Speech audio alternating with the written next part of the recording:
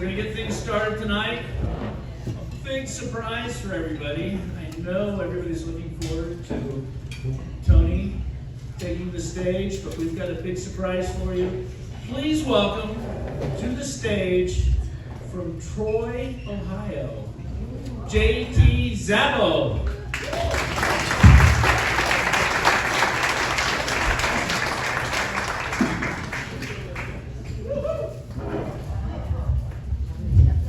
Thank you very much, everybody.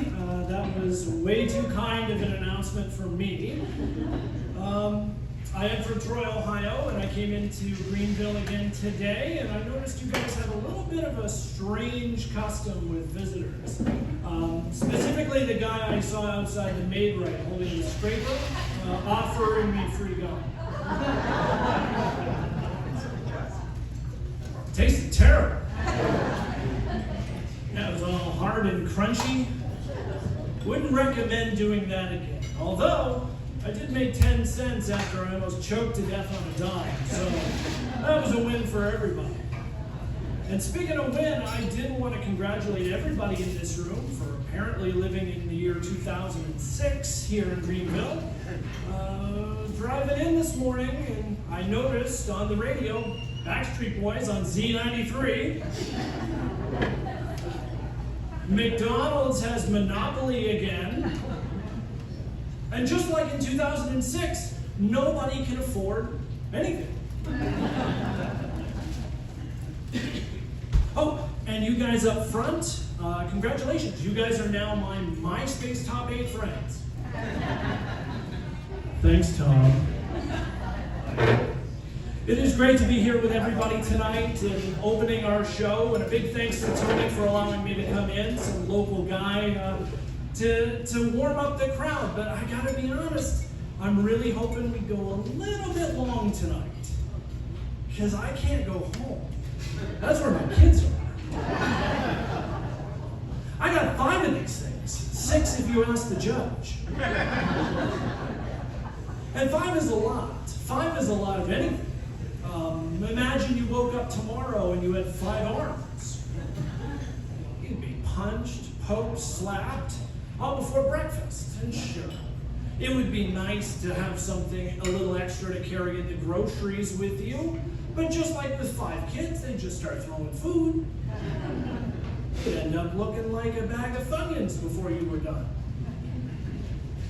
I've also learned recently that 5 is the exact number of kids required to learn that I picked the wrong year to quit drinking. My wife hates that joke, actually. She keeps saying, "Why do you say that? You quit drinking 5 years ago." Well, yeah, but every year is proving me right. I'm on a streak, honey. Which is also what I used to do when I was drinking.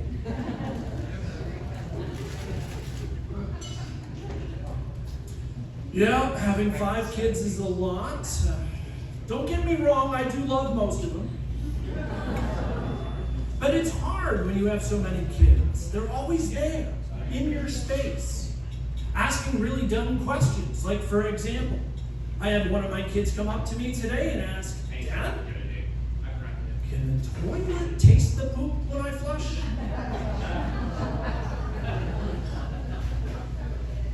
No, buddy, and you should probably go to work now. You're 28.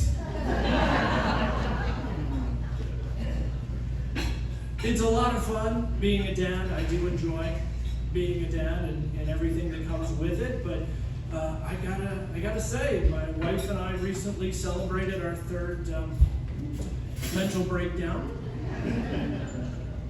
But this time we got smart, and we decided that we were going to enroll all the kids in this free government-sponsored daycare program. School. Have you guys heard of this? Get this, for free, they will watch, feed, and indoctrinate your kids every day. And you don't even have to worry about getting them to school on time. They will actually send out a functioning alcoholic in a rickety yellow bus to pick him up and bring him home when he remembers. And of course, it is the year 2025, at least in the town I'm from. which means the kids get a computer. Every kid gets a computer when he goes to school now, which isn't as exciting as it sounds, especially when you're trying to teach your kindergartner how to finger paint. Still cleaning that one up. But I did discover recently that you can hook all those computers up after the kids go to bed, and you can mine Bitcoin.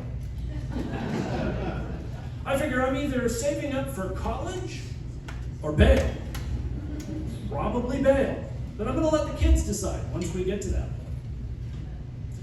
And apparently, the kids are telling me that doing any kind of schoolwork at all on pen and paper is considered woke now.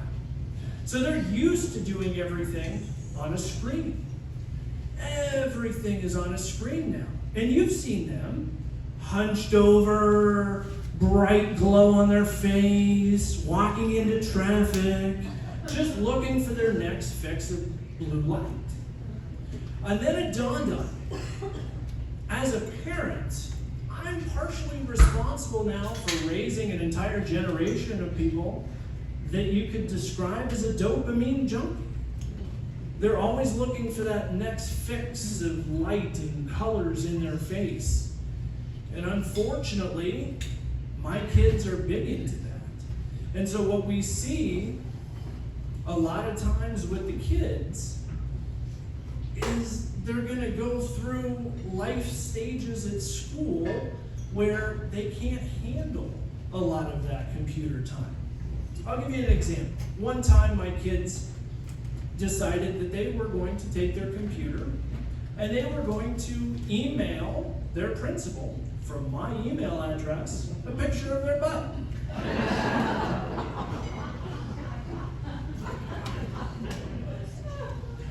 That made an awkward parent-teacher conference, I will tell you that. But I've also noticed that my parenting style is starting to evolve into what I would consider wacky 80s game show host. It's pretty fitting. Come on down and tell me what's going to trigger your tantrum today. Is it behind door number 1? I used a blue spoon instead of a red spoon to make your cereal. Is it behind door number 2, where the cat bit you after you locked it in the dishwasher? Or is it behind door number 3, with the mysterious wet spot on the floor?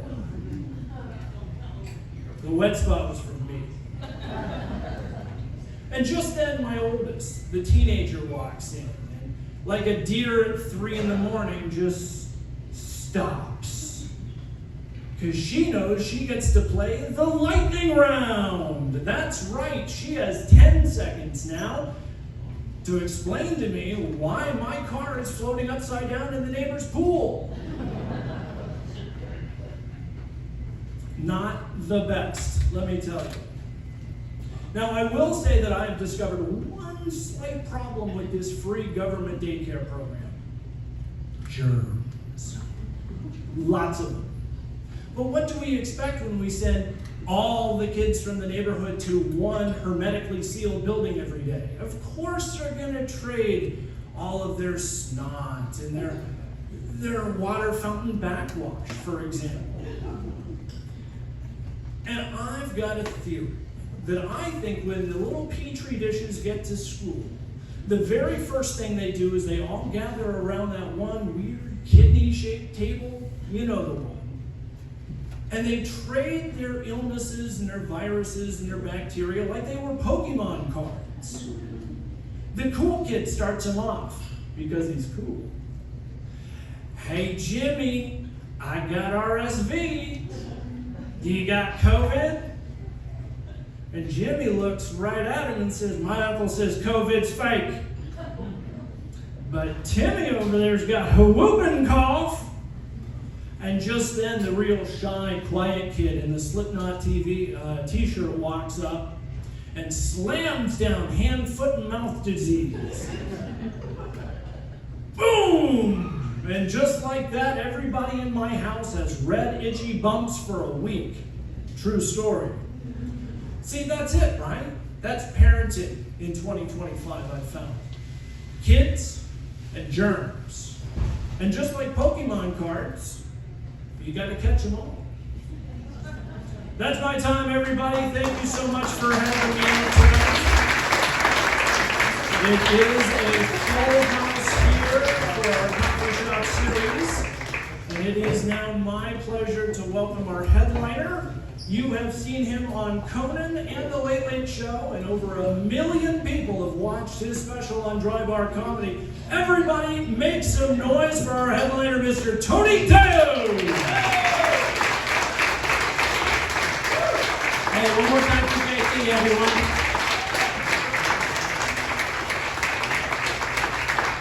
Thank you very much. How are you guys doing tonight? Good? Wonderful. Thank you so much for coming out. It is true. I have been on Conan. I was on The Late Late Show. And now I'm here.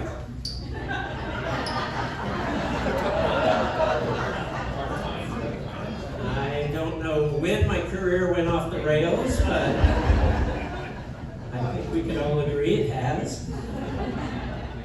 I was very excited